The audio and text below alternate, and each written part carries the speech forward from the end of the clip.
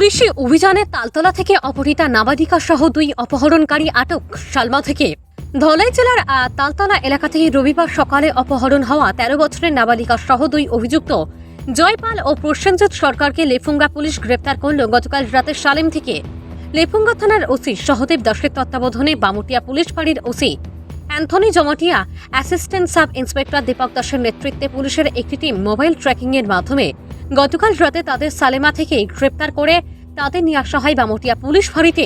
এ বিষয়ে লেফুঙ্গা থানার ওসি সহদেব দাস জানান, রবিবার তালতলা এলাকা থেকে নাবালিকা অপহরণের ঘটনায় মোবাইল ট্র্যাকিংয়ের মাধ্যমে তাদের ধলাই জেলার সালেমা থেকে গ্রেপ্তার করা হয় এবং আইন অনুযায়ী পরবর্তী পদক্ষেপ গ্রহণ করা হবে।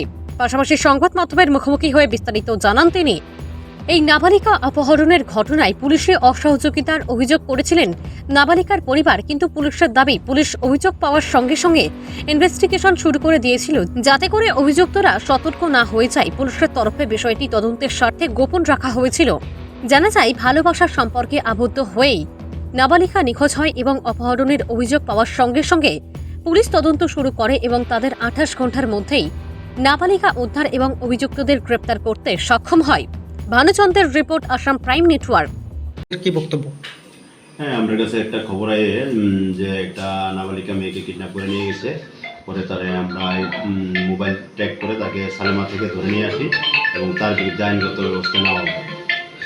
ঘটনা কবে স্যার? ঘটনা 19 তারিখ সকালবেলা 4টার দিকে।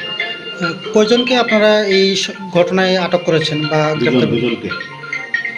কোথা থেকে তারা কিভাবে গিয়েছিল সেই বিষয়ে কোনো? আমরা মোবাইল ট্র্যাক করে সালেমা এরিয়া থেকে ধলাই ডিস্ট্রিক্টের ওইখান থেকে আমরা রিকভার করে নিয়ে আসি এবং দুজন যে কালপ্রিট তাদের বিরুদ্ধে আমরা আইনগত ব্যবস্থা নেব।